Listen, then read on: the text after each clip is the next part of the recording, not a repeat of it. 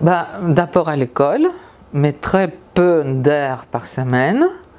Donc je suivais toujours des cours en dehors de l'école. Et j'avais comme professeur Jacqueline Karayoris. C'est la personne qui m'a fait aimer la langue française. C'était ma mère un peu spirituelle. Donc voilà, j'ai appris comme ça le français.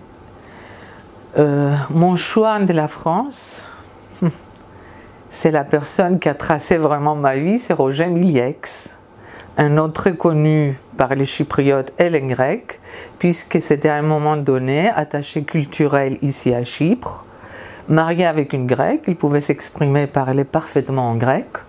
Donc il faisait le tournée des lycées pour nous présenter la France, les structures universitaires et vraiment les facilités qu'on pouvait avoir en France. Et là où mon orientation était plutôt d'aller en Angleterre, et j'ai préparé les examens qu'il faut pour aller faire ses études en Angleterre, mais voilà, mon projet a complètement tourné vers la France. Et vraiment, je suis reconnaissante à Roger Milieix qui nous a quittés également. Et voilà, ma vie a été tracée grâce à lui. Mes études, j'ai fait des études d'architecture. Je suis architecte urbaniste. J'ai suivi aussi des cours de l'histoire de l'art. Et voilà, j'ai commencé en premier, j'ai vécu 3 mois à Grenoble, ou à l'époque où je faisais mes études, pour pouvoir suivre des cours d'été. Je suis arrivée bien avant l'ouverture scolaire de l'université, enfin de l'école d'architecture. Et j'ai suivi des cours d'été, de remise à niveau, et je suis restée 3 mois à Grenoble. Par la suite, j'ai commencé mes études à Lyon, où j'ai vécu et j'ai préparé mon premier cycle à l'école d'architecture. Par la suite, j'ai demandé un transfert de mon dossier pour aller à Lille, où j'ai continué mes études et j'ai effectué le 2e et 3e cycle. Okay. Ben, je peux d'abord dire que jamais je me suis sentie dépaysée.